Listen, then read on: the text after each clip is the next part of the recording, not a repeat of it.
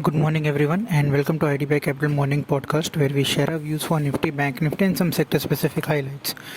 What we saw yesterday was after a lot of global pressure, a sharp gap down opening, and we opened below 16,000 levels and continue to see the selling pressure at a particular point of the day, a point in the day where we made a low of 15,684, which was very close to the March lows or the yearly lows which we have made, which comes at around 15,671. So almost the same levels of lows which we have made yesterday, and now we need to see that today also there is an indication that we may have a weakish start, though not as sharp as what it was yesterday. But still, are those yearly lows held or no, hold? If we hold them or not, and if we close below that, then we may see some amount of swifter selling coming in into the markets. Overall, if you look at Bank Nifty also, then Bank Nifty also similar had a gap down opening and continued to see some selling pressure throughout the day.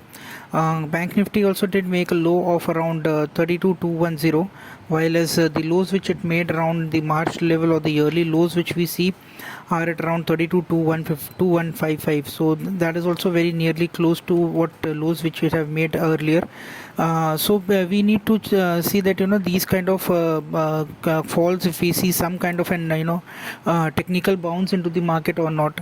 And there was a sharp up move in India VIX, which we anticipated yesterday that this kind of a gap down opening will lead to a sharp surge in India VIX.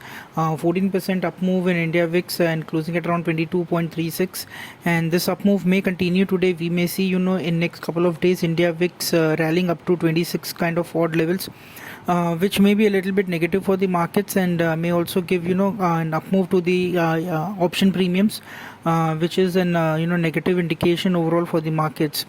If you look at the FII data, then that FII data continues to be on the selling side, and that has been the trend for many days going forward, where we have seen FIIs on the selling spree.